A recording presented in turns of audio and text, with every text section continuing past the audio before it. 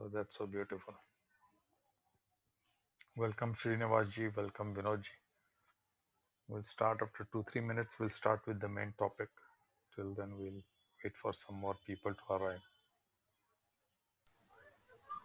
May I say, just since you mentioned that I find myself in these rooms after many years of study of religion, and from everything that I've studied, the only thing that comes close to anything that I can believe and feel to be real, to be the truth, if you will, are teachings such as this. So I appreciate what you're doing here, and I'm very grateful for the opportunity to learn more in such a platform that I wouldn't otherwise be able to. Yeah, you're welcome, Jessica ji. So before we start with the main topic, let me just take you through which points we are planning to cover today. So we'll start. It's gonna be a 1 hour to 1 hour 30 minutes kind of session. We'll be focusing only on Sri Dattatreya and his teachings.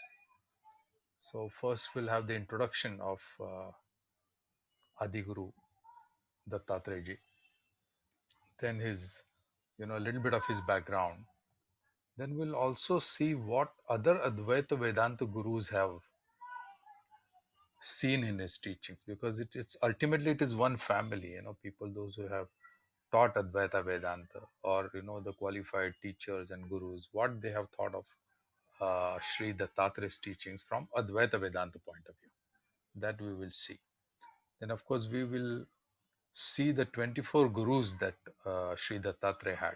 Of course, he said that my Atma is my first guru. But after that, he learned a lot from a lot of men, women, animals, birds, insects, and whatnot. So that also we'll see, because that has many a huge significance in understanding that we need not have only one guru, number one, and number two, we need not have uh, gurus only in humans. We can learn a lot from nature. We can learn a lot from even animals. Then we'll look at the lineage of Sri Dattatreya. There are certain avatars after him. Then there are disciples who were inspired by his teachings, and of course there were some ancient characters who learned from Sri Dattatreya. That also we'll see. Then we will see the signs. The Dattatreya's pratima. Every single thing, his 3 heads, his 6 hands, the cow, the dogs, everything has a significance. And what do they symbolize? That also we will see. And in the end, we will cover Avdut Gita. But we are not going to go through the entire 8 chapters of Avdut Gita. We will go through Swami Vivekananda's very small commentary on Avdut Gita. That is more meaningful, because what teachers or what our gurus have said on such important texts, word to word, if we understand it, it is beneficial to you. Our understanding and our description will fall short. So I'm going to just read through quickly on Swami Vivekananda's personal thoughts on Avdut Gita, because we cannot afford to miss even a single word our gurus have spoken in respect to Avdut Gita. So it's time to start. So I will start with a small mantra, which is basically we appreciate our gurus and their role in our life. Guru Brahma, Guru Vishnu, Guru Devo Maheshwara, Guru Sakshat Parabrahma, Tasmai Shri Guru Namaha. Namaskar and welcome. Today is Dattamaharaj's Jayanti, his birth anniversary. And Such days are important for us because these days they remind us of their role in our life. It it allows us to think of them and celebrate their teachings and spread our guru's word to our society, to the entire world, wherever we can. That's our service to our gurus. So Sri Dattatreya, as we all know, is an incarnation of Brahma, Vishnu, Mahesh, Trinity. Now all three combined together, it's an incarnation. Before we move forward, it is important to know that when we say Brahma, Vishnu, Mahesh, we should not mix this Brahma with Brahma or Brahman as pronounced in English. Because Brahman, which is very close to our heart and we keep pronouncing that word, is the universal consciousness. While Brahma, that is a part of this trinity of Brahma, Vishnu, Mahesh, is a deity. And there is a temple uh, in Rajasthan, I forget the name, I've been there.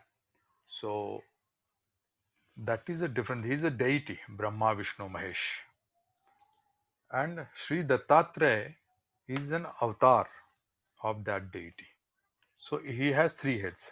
The first picture we see of Sri Dattatreya is of three heads. The first head is Brahma, Vishnu, and Mahesh, and he has six hands. And of course, there's a cow behind, and there are four dogs in front, and all that. So that significance of all that we'll discuss further ahead. But this is what the pratima or the picture we get. Sri Dattatreya is also an avatar of Vishnu, direct avatar of Vishnu, and it is mentioned. The word datta or datta, its real meaning is the giver. That is why a lot of people they worship this deity because he is a giver and remover of fear. Now in Vyavhara or in empirical world where we worship the manifested, every common man and ordinary person, he only thing he wants is the removal of fear and fulfillment of his desires, and pretty common. I mean, it is not necessary that everybody is spiritually, intellectually excelling and spiritually at a very higher stage or something. A common man need not be like that. That is why Sri Dattatreya is one of the most respected, most popular deity, especially in the western part of India. So, Sri Dattatreya is very popular in Gujarat. It's a Gujarati speaking state. He's very popular in Maharashtra, he's very popular in Andhra Pradesh, he's very popular in Karnataka and parts of Tamil Nadu and Goa. In all these areas, he is seen as a three headed god, and mostly he is approached through Bhakti Marg. People worship him, they do Namajap, they do bhajan, chanting, and through bhakti they approach him. Surprisingly, the core teachings of Sri Dattatreya, they are connected to Advaita Vedanta, and only 5 to 10% people they understand this, because through Avadhuta Gita he has taught us what is called as extreme Advaita, or it is also called as uh, uncompromising Advaita. So, and that is only can be understood by a higher Jnani. A early learner, if he tries to understand Avadhuta Gita, then he'll be on the wrong path. That is the role of Guru. Guru tells us what to start, and where to reach, and in the end, what to read. So Avadhuta Gita is for a higher Jnani. There's no doubt about it, because it talks about the knowledge of Brahman in a very clear-cut manner, in a very brief manner, in a very focused and concentrated manner. That is why in Avadhuta Gita there are only 8 chapters. There's no beating around the bush here. He comes to the point directly. You take it or you leave it. That kind of thing. Also, Sri Dattatreya is called as Adiguru. Adiguru means the first Guru, like how we call Shankaracharya ji as Adi Shankaracharya. Adi means first.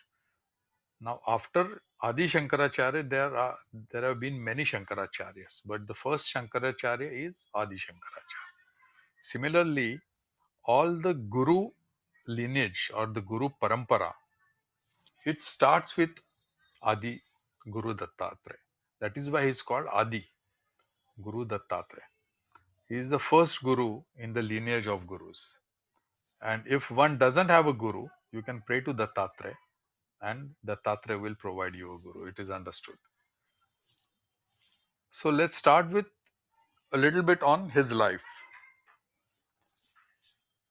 Sri Dattatreya was a son of a great rishi, a sage called Atri, and his wife Anusuya. Now, Atri is one of the topmost rishis from Vedic time. His contribution to Rigveda is very well known. Especially his knowledge on Agni is very important, and it is believed that Rishi Atri traveled to west to Persia and he took the concept of fire worship to Persia, which is now Iran now. It's a legend, and that is about Rishi Atri, who is his father. So, with that, we can easily understand that when we speak about Sri Dattatreya, we speak about Vedic times. The knowledge is coming from Vedic times. That is the kind of depth, that is the kind of uh, depth we have for Dattatraya's teachings. Now, let's talk about what our Advaita Vedanta gurus have commented on teachings of Sri Dattatreya. Because Sri Dattatreya undoubtedly is a teacher in Advaita Vedanta, very direct and very extreme. But there are contemporary gurus and who have appreciated Sri Dattatreyaji's contribution to Advaita. And who are they? So Ramana Maharshi had read a scripture or a text which is credited to Sri Dattatreya. It's called Tripura Rahasya. And he was fascinated by that particular treatise. And he asked one of his trusted disciples to translate it in English language. And Sri Ramana Maharshi, we all know, used to make clear distinction between to which disciple or to which seeker what kind of advice he wants to give. He used to intuitively understand by the level of that seeker. And to certain seekers, he used to give certain exercises, and certain seekers used to give different exercises.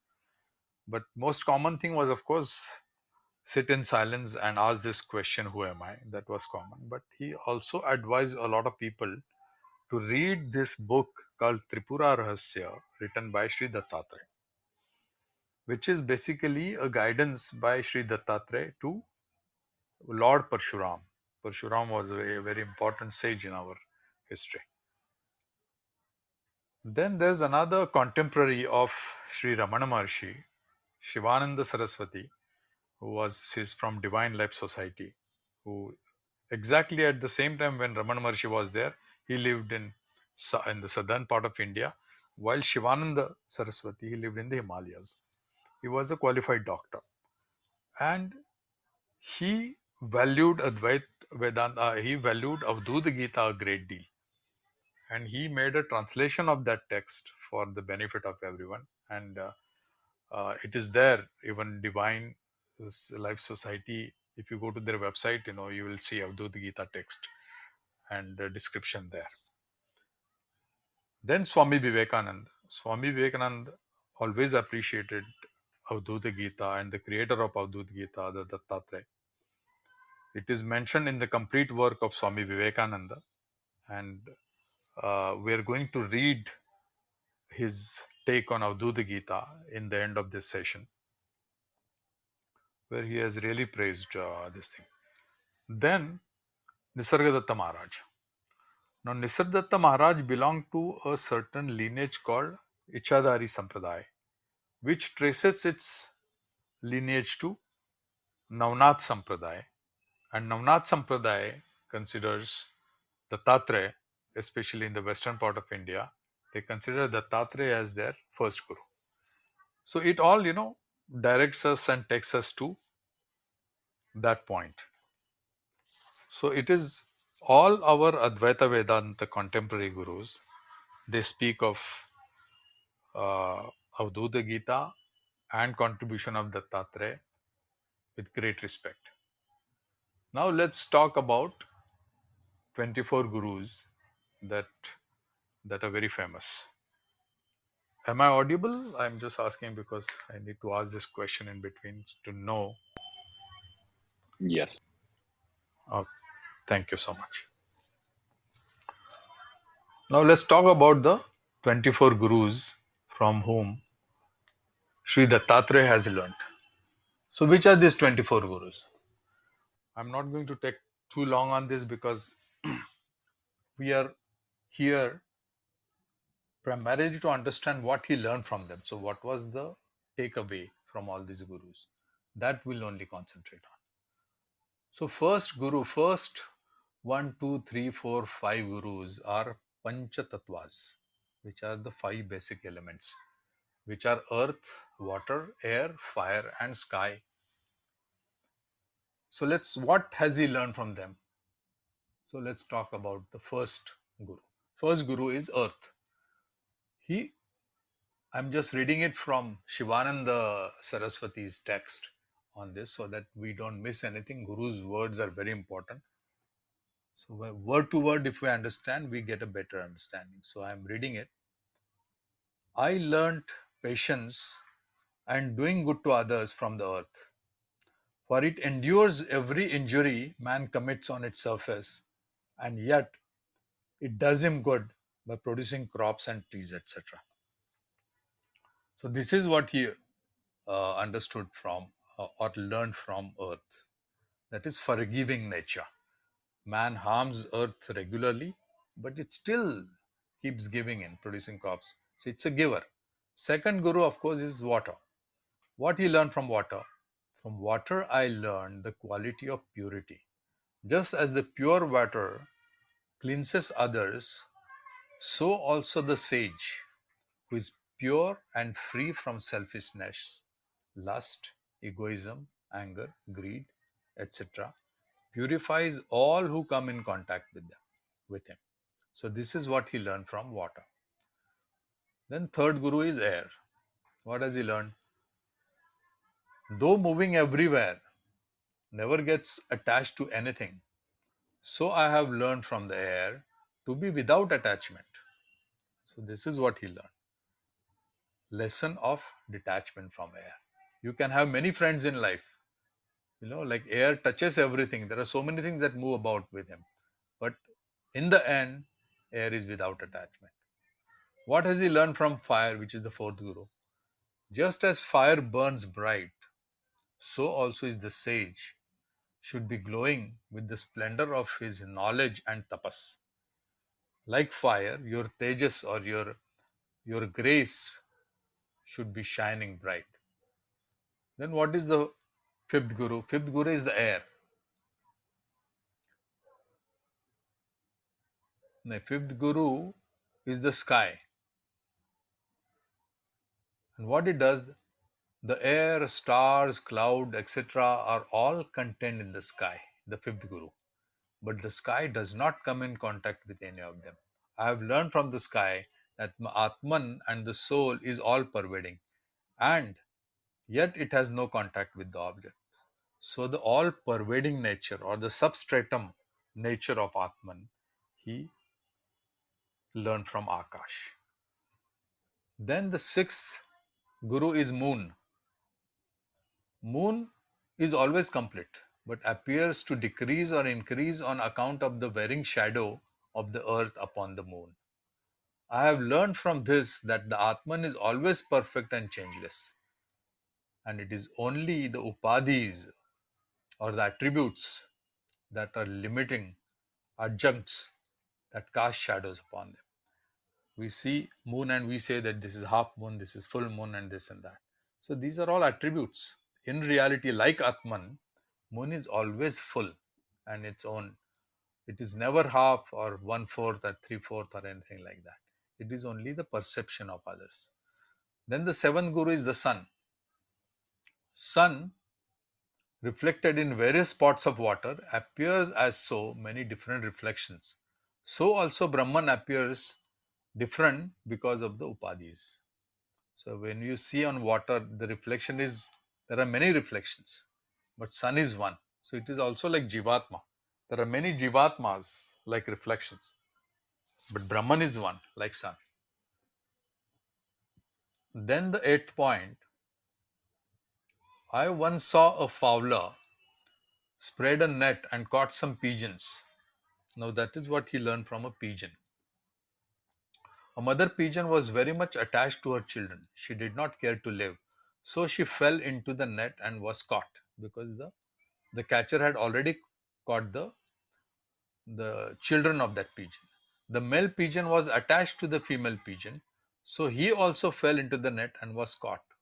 From that, from that, I learned that attachment is the cause of bondage. So whenever you are attached, deeply attached to something, it is a cause of bondage. Then the ninth guru, the python. Python does not move about for its food. It remains contented with whatever it gets and lies in one place. From this, I learned to be unmindful of food and to be contented in whatever I get. This is a very important aspect because we always feel that food is driving us nuts most of the times. We are thinking about what to eat now, what to eat tomorrow, what to eat in the for breakfast, what for lunch. But like a python, you don't go searching for food. You have that kind of detachment for that because it's all destined, predestined. Whatever is destined for you is not going to go. So I'm not saying that you should not try for it, but there should not be any element of desperation involved in our activity. So that is from python. Now symbolism is very important here. We did not take the messages here word to word. Try to understand the philosophy behind, try to understand the symbolism behind it, that then only we get the real message. That is why gurus are important. Gurus explain to us the rahasya, as it is called, or the hidden message involved in it. Words are only words, but the hidden message is explained by the guru. Then ocean, 10th is ocean. Ocean remains unmoved even though hundreds of rivers fall into it.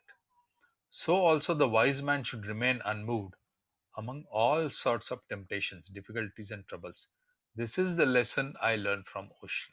The calmness, you know, there could be many temptations, there could be upheavals, ups and downs, but ocean remains calm.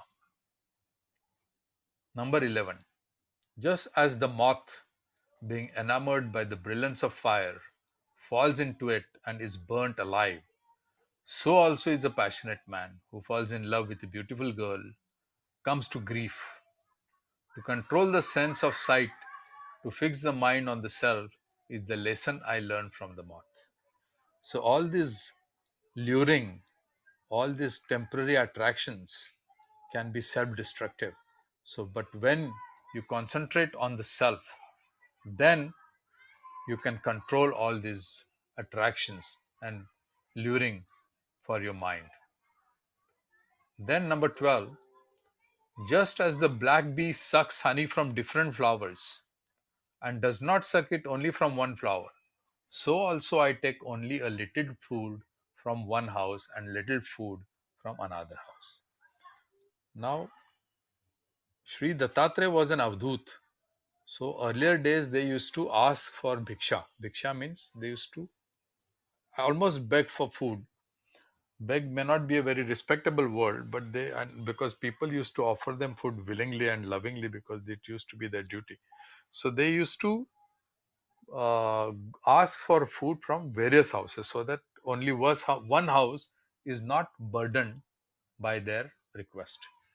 And whatever was offered to them as madhukari or bhiksha or offering, they used to accept with cheerfulness. This is what he learned.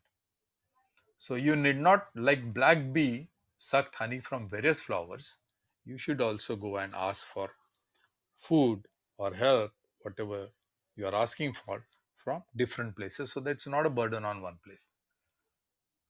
Number 13, bees collect honey with great trouble, but honey gatherer comes and takes the honey easily.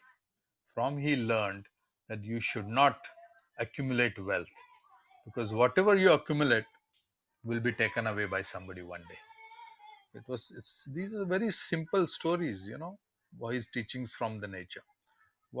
Because he used to move about in the jungles more. He used to live in jungles most of the time. So all the teachings for him came from there. Then number 14 is a male elephant. Now, blinded by lust, he wanted to mate a female elephant, so he was moving about with lust. Falls into a pit covered over the grass, even at the sight of a paper made female elephant. A sign of a paper made elephant was erected for him so that he comes running, and there was a ditch between the paper made elephant and the elephant charging on to her. And because of he became blind in lust, he fell into that ditch and got caught and became a slave. So this is what he learned from that lust can blind you. Number 15 is a deer. He also learned from a deer. Deer is enticed and trapped by the hunter through its love of music, and a man is attached by the music of woman of loose character and brought to destruction.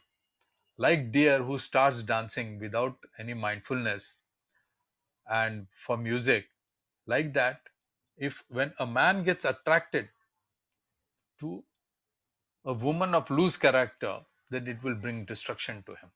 One should never listen to lewd song. This is the lesson I learned from the deer. Now, of course, time has passed. What he has said is during ancient times, and we live in a different world. These are contemporary times, so we can always, get the get the gist of what he's saying. Things have changed, and but the rahasya, the hidden message is forever. It cannot change. Then, Guru number 17 is the dancing girl. What he has learned from a dancing girl. That's a beautiful lesson he has. She was tired of looking for customers one night. She became hopeless. Then she was contented with what she had, and then had a sound sleep. So I have learned from that fallen woman the lesson that the abandonment of hope leads to contentment. So if you're always standing in hope of contentment, then it becomes an endless wait. You should avoid that. Then Guru number 18. Guru number 18 is a raven, or for simplicity, we can call it a crow. Crow picked up a piece of flesh. It was pursued and beaten by other birds. Other birds started chasing him. It dropped the piece of flesh and attained peace and rest. From this, I have learned the lesson that a man in the world undergoes all sorts of troubles and miseries when he runs after sensual pleasures. And he becomes happy as the bird when he abandons the sensual pleasures. The moment he dropped that piece of flesh, all the birds that were chasing him, they stopped the chase and he was at peace. So this is how it is. Then he learned from a child also. The child who sucks milk in free from all cares. The child who sucks milk is free from all cares, worries, and anxieties, and is always cheerful. I have learned the virtue of cheerfulness from the child. This is so beautiful, and so many times we give this example. In fact, Ramana Maharshi has given this example time and again. He said that our consciousness, our true nature of our Atma is seen in a child. When you see a child which is completely uncorrupted, has no introduction to duality, is a very blissful, he is the pure consciousness, he is uh, the awareness. He is in the state of non-duality always. But the moment all this conditioning, all this duality teachings they come, he gets corrupted. So from child he learned the virtue of cheerfulness. Number 20 is a maiden. Now it's a little long paragraph, but I'll sum it up a bit briefly. Because there were guests who came for the maiden, and the maiden were preparing something in the kitchen, and the bangles were making noise, and that was very irritating for the guests. So she broke down all the bangles and left only one bangle each on her wrist. And that taught her that even among the two, there might be unnecessary words or strife. So the ascetic or the sannyasin should remain alone and solitude. So on only one wrist, if you have a bangle, that bangle will not make noise. So only on two wrists, you have two bangles. So you need solitude, you need aloneness. A sannyasin need aloneness. Then life becomes much more easy. Number 21, a serpent does not build its hole. This is a very unique and very interesting and a very direct teaching. A snake or a serpent, he does not build a house or a hole. It dwells in the holes dug out by others. Even so, an ascetic or a sannyasi should not build a home for himself. He should live in the caves and temples built by others.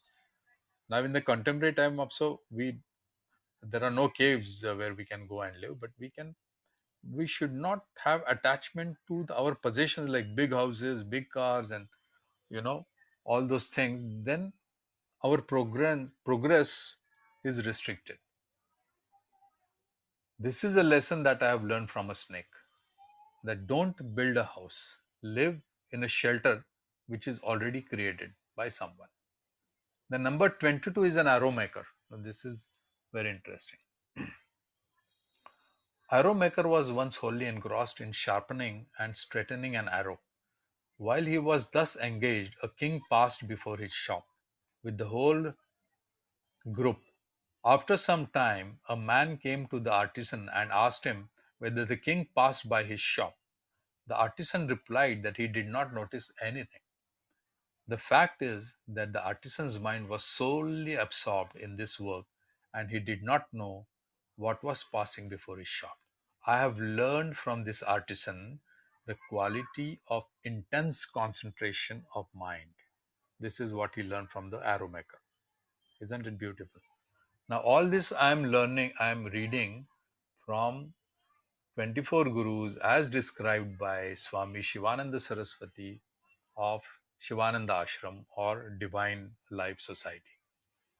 Because these learned men have described these teachings in a very precise and apt manner. Not an extra word, and no word is missing. So I'm coming to Guru number 24, 23 now. So only one Guru is left, which is 24. 23 is the spider.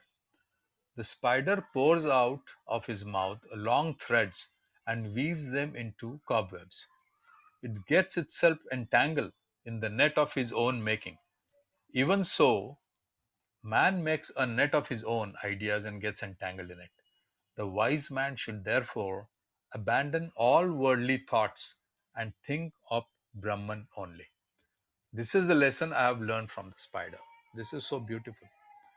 We also come across this thought in the teachings of many other gurus, especially Nisargadatta Maharaj, who always said, keep aside all your concepts, ideas, and bookish knowledge outside my room and come in. We don't have to make things complicated because absolute truth is easy, it is sahaj, and it has to be understood that way.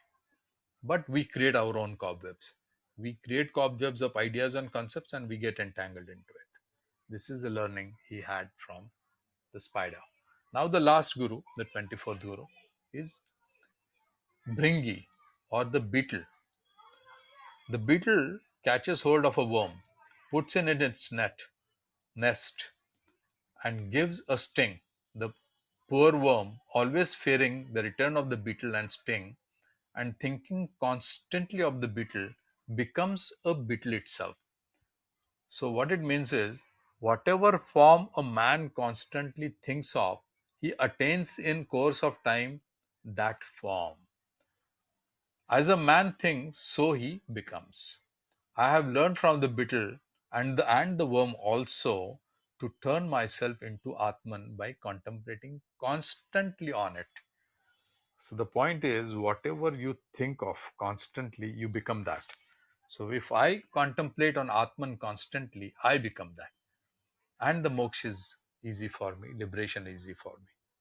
So these are 24 gurus of Sri Dattatreya as described to us by Shivananda Saraswati. Now we move forward to the lineage of Sri Dattatreya. What is his lineage? There are some avatars. I mean, people, those who, after Dattatreya, they are treated as Dattatreya reborn. So the first avatar is Shripad Sri Vallabh. He is from Pithapuram in Andhra Pradesh. Then the second avatar is Narsimha Saraswati. He is from Maharashtra. The third avatar is Bhalchandra Maharaj. The fourth avatar, as famously we all know, is Sai Baba of Shirdi. He is from Datta Sampradaya. He is also Avdhut. All Avdhuts basically are from Datta Sampradaya or lineage of Sri Dattatreya. Then there is a very famous saint. His name is Swami Samartha from Maharashtra again. Now he also, his lineage is Sri Dattatreya. Then there are very famous disciples who have done great work in Advaita Vedanta and in Datta Sampradaya and Datta Parampara. And those are Vasudevananda Saraswati. He is a very well-known saint, and he took the teachings of Dattatreya to Gujarat. And there's also another very famous saint from Gujarat is Ranga Avdhut, and he composed this text called Datta Bhavani, which is very famous. Then there is Chakradhar Swami, who started Mahanubhav Panth, and he's got a huge following in Gujarat and Maharashtra. Then, of course, there are other who believe to be from the same lineage. One is, of course, Bhagwan Nityananda near Ganeshpuri. Then Pant Bade Kundri Maharaj near Belgaum, Shankar Maharaj, and some others. There are some very famous disciples of Sri Dattatreya from ancient times, because he was instrumental in influencing some great minds. The first one, of course, is the famous Rishi Parshuram.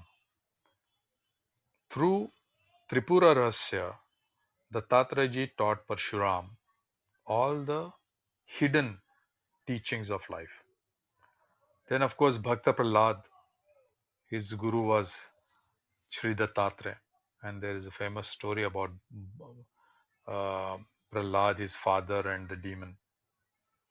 Also, Dattatreya is known for being the guru for Patanjali.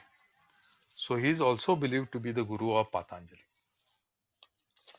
Now let's go to the places. Which are the places famous for uh, either Dattatreyaji's presence or his avatars, where devotees can go and visit?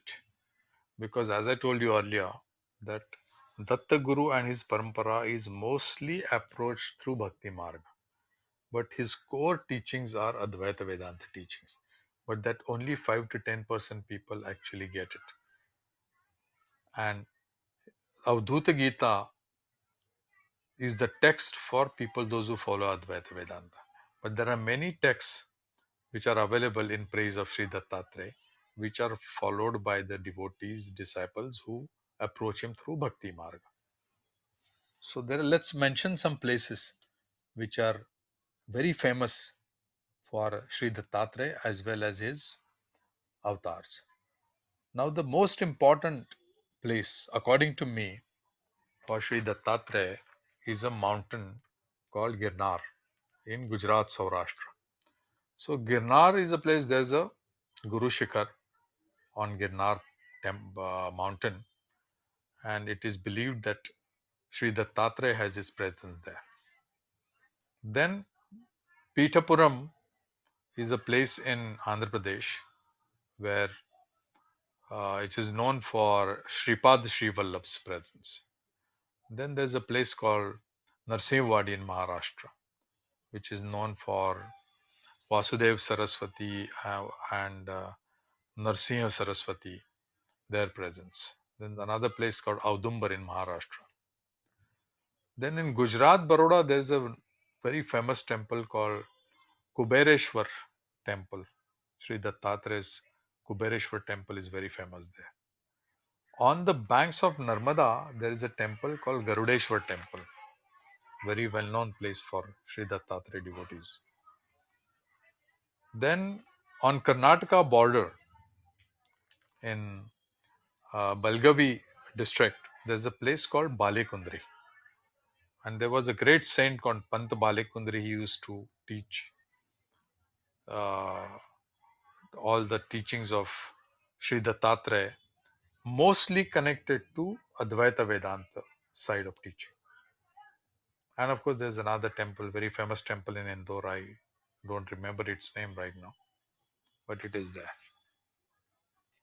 Then let's talk about the Pratima. When we see the Dattatreya's photo or a picture, not a photo actually, it's a painting or a Pratima as we call it, in Nama Roop or in name and form when we try to see Dattatreya, Sri Dattatreya. The most popular picture is of three-headed God with 6 hands, with a cow behind and 4 dogs. Now, the southern part, the down the Vindhyas, Sri Dattatreya is pictured with 3 heads. While in the northern part, there's a very famous Dattatreya temple in Nepal. There you will see Dattatreya with only 1 head. Then there are some temples in Himalayas also, less famous though, where you will see Dattatreya Pratima as a one-headed god. But mostly in the Gujarat, Maharashtra, Andhra, Karnataka, Goa, in this area, you see Dattatreya as a three-headed deity. So what are these signs they indicate? This is very important. When the cow behind is the Mother Earth, it indicates that is the role of cow. Then the 4 dogs that we see around Sri Dattatreya at his feet are 4 Vedas. So symbolically, it says that Vedas, he had also mastered Vedas. Vedas, he was a master of Vedas. Then the wooden slipper that he wears, they indicate Lakshmi and Saraswati. And they also indicate the ascetic way of life of an Avduta. So that is the indication of Khadawa. Then he is also holding a weapon called Gada, which indicates Shakti. Then in one hand he has Sudarshan Chakra, which indicates grace or Tej. Then in one hand he has Trishula because he is also a Shankara, Shiva. So Trishul is also there, that indicates Hatha Yoga because he was also the first guru and the first yogi. So he taught Patanjali all the Hatha Yoga. He taught all the gurus of Navnath Sampradaya. He taught Hatha Yoga to them. Then in one hand you see Shankha. That indicates Nad Yoga. In one hand you see Kamal or lotus. That indicates Aishwarya or wealth. Then in one hand you see Kamandalu, which is a water pot. Now that indicates Gyan Yoga, Jnana Yoga, or the path of knowledge. So this is how it is seen. Now in Abdut Gita, I am going to just read what Adi Shankaracharya, Swami Vivekananda in his,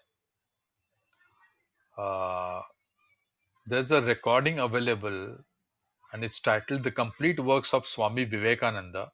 It is recorded by Miss S.E. Waldo on the 28th July 1895, somewhere in America, when the Dattatreya spoke about Avadhuta Gita.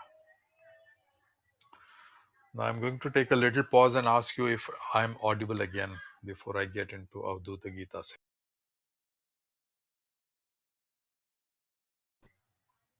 Hope I'm audible, Vinodji.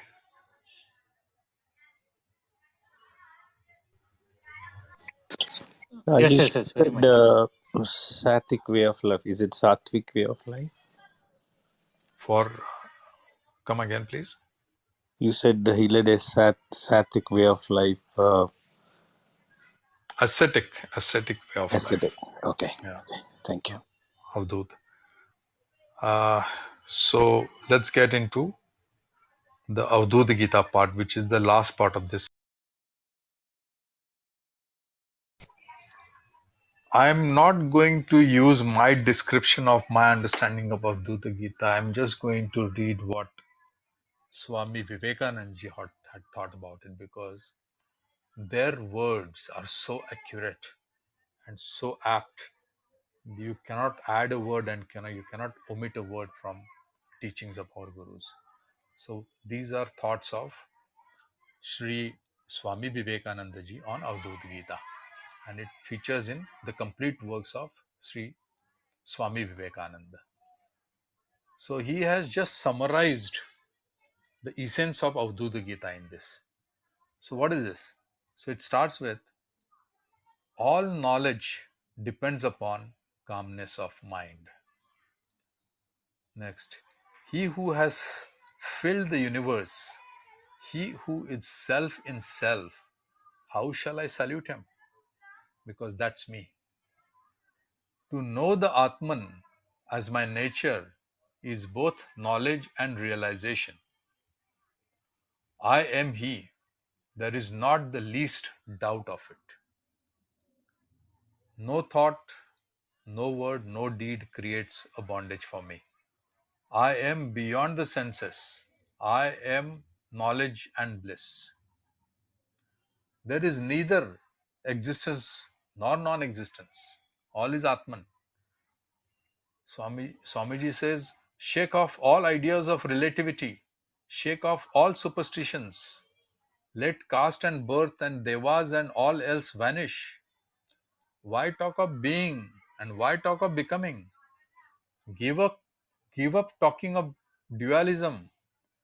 Give up talking of even non-dualism, Advaitam. When were you two at all? That you are talking about the two and one now. The universe is the Holy One and He alone.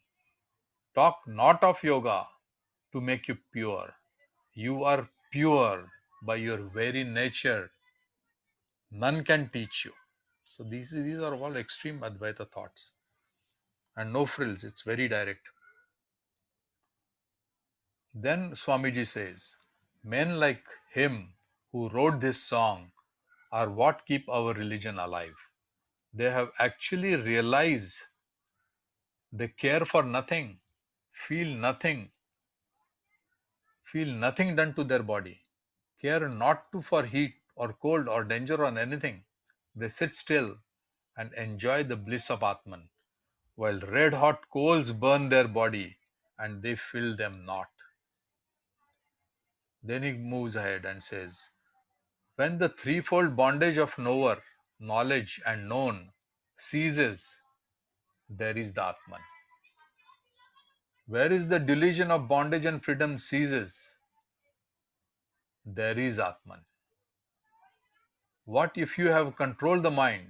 What if you have not? What if you have money? What if you have not? You are the Atman, ever pure. Say, I am the Atman. No bondage ever came near me. I am the changeless sky. Clouds of belief may pass over me, but they do not touch me. Then he says something very interesting. It is from Avadhuta Gita. He says, burn virtue, burn vice. Burn virtue, burn vice. Freedom is baby talk. It is for kids. I am that important knowledge. I am that purity. Then he says, no one was ever bound. None was ever free. These are all concepts of bondage or being free. There is none but me. I am the infinite. I am the ever free. Talk not to me. What can change me? The essence of knowledge. Who can teach and who can be taught? It's all the same. It's all about oneness. Then he says, only slave sees slaves. The deluded delusion, the impure impurity. If you have a slave mind, you see slaves. But you are this ever free Atman. Why see that? Then he says, I am the essence of bliss. Follow no ideal. You are all there is. Fear not. You are the essence of existence. Be at peace. Do not disturb yourself. You never were in bondage. You never were virtuous. You were never sinful also. Get rid of all these delusions and be at peace. Whom to worship? Who worships? All is Atman. These are all concepts. To speak, to think is superstition. Repeat over and over. I am Atman. I am Atman. Let everything else go. So this is Swami Vivekananda's take on Avadhuta Gita. I'm not going to go too much into details about Avadhuta Gita. It has to be everybody's personal anubhuti or his own uh, realization of Avadhuta Gita. So I encourage everyone to read it himself. There are many versions.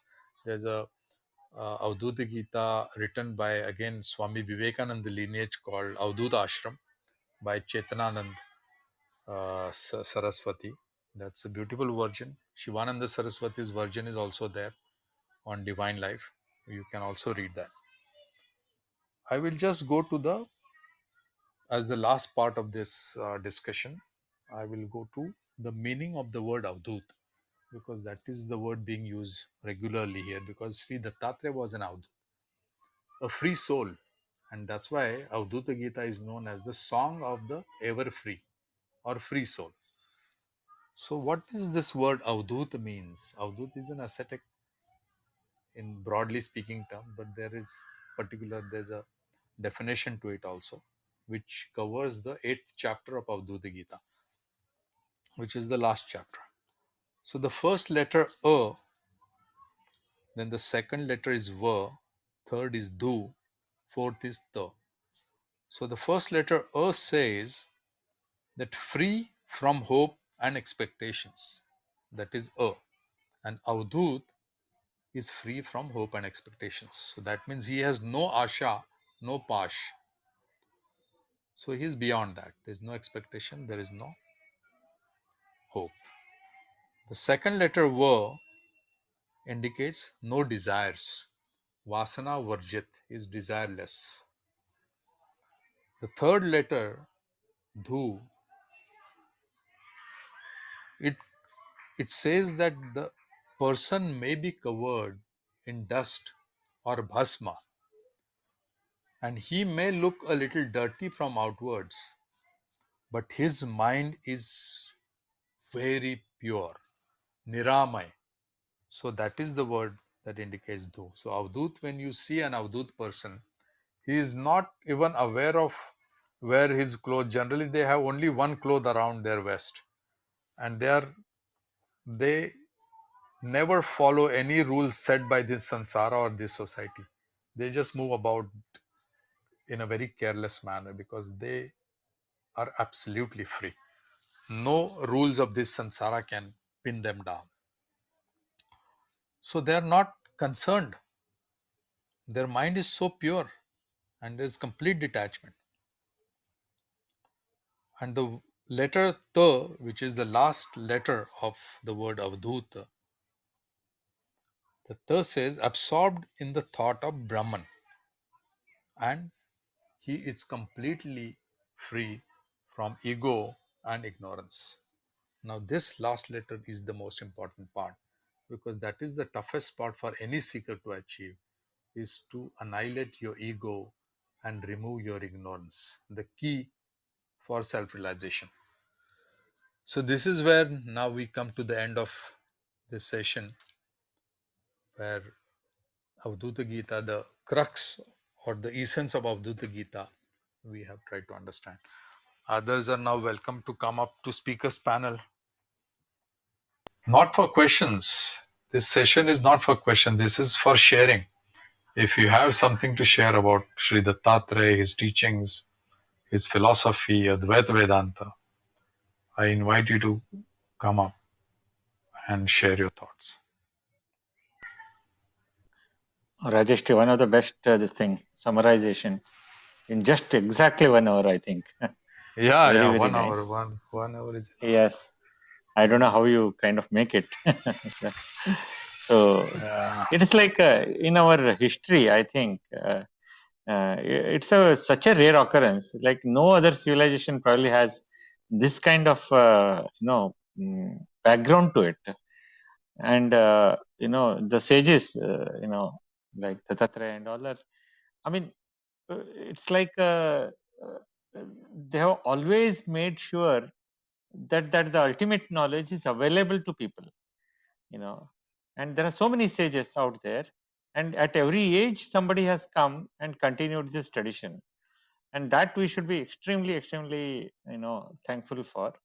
And for that reason alone, I like the tradition aspect of this whole thing. And even though tradition, like carries forward more like a bhakti and other things, but once in a while there will be people who will understand the Advaita aspects, the non-dual aspects of this reality, and truly kind of get that anubhuti or whatever we call, and truly realize in this life. So we should be really thankful to all the gurus, and thank you for introducing us on this Dattatreya Jayanti. I mean, covering all these points.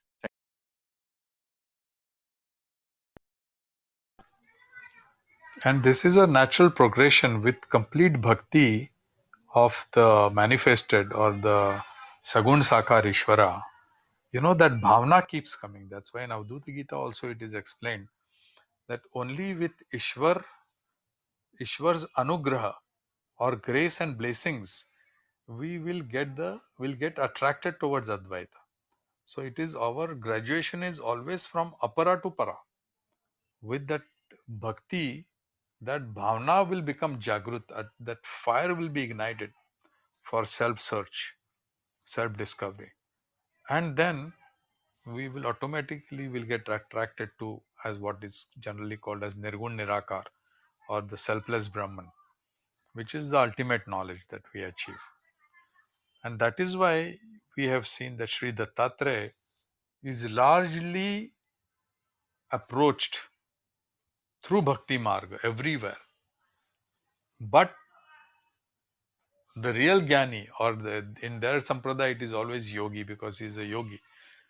The Yogi qualifies at some stage, though a small minority, and gets into Paravidya and removes the ignorance and the ego.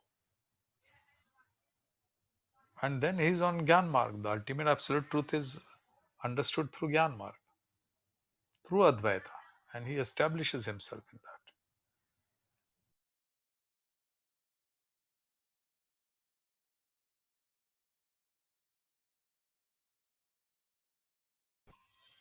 So thank you so much for coming and attending, everybody in the speakers panel and from the audience as well.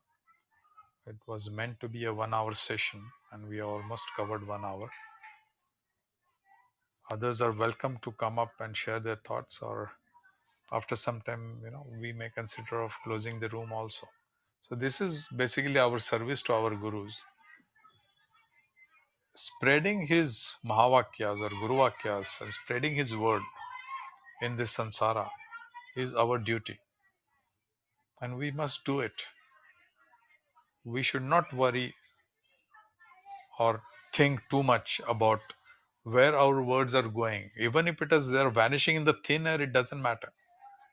We must do this effort. So this is what these Jayantis they offer us. They give us this opportunity to spread our Guru's knowledge, number one, and to stay immersed in their teachings for the entire day. It's a day given to us where we can simply be, of course, we can do our vyavahara, but all other thoughts could only gravitate towards teaching of Sri Adiguru Dattatreyaji. So these are opportunities. This is all symbolism that we must be. It is not, of course, some others, they do bhajan, kirtan, parayan on this day. They gather together. These are various approaches.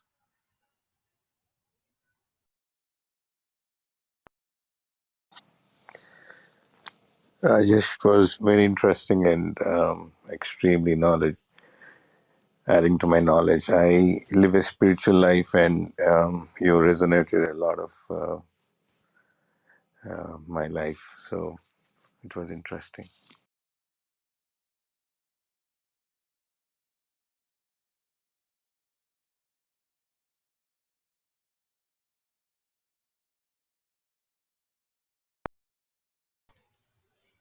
Any other speakers? Would you like to come up and share your thoughts? You're welcome.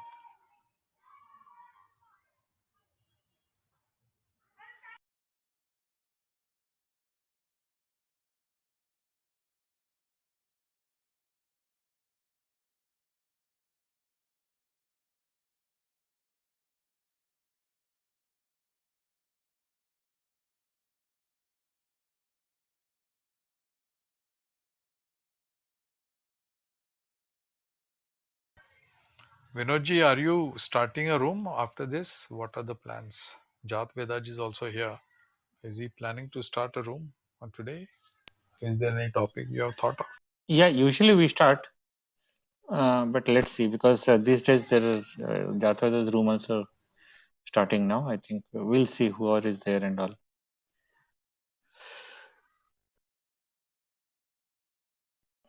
We can close this room, I think. Yeah, There is it's another time. Yeah. Avadut Gita room today, just Okay. reading out from there. All right. About the Avdhuta Gita aspect. It's mostly Yes, on the yes. Avdhuta Gita, while we discussed a lot many other things about 24 gurus and lineage and his No, no, own this was life. like, real overview. There they Yeah. were only doing Avadut Gita. Mhm. I think you are very aware of the whole tradition of this thing. You and I think there's one more person I remember, right? I mean, Sai, somebody, Yogi Sai, something, somebody. Both of you are like really doing great service for this. Welcome, Jad Vedaji. Namaste, Rajesh. It was good. I was just enjoying the listening today. Thank Superb. you so much. Yeah. Yeah, inner dimension is already started, so I think I'll leave and I'll Yeah. Let's close the go room there. and thank you for your time and see you soon in Okay. inner dimension. Thank you. Thanks, everybody, and good night. Good night, Rajesh. Good night.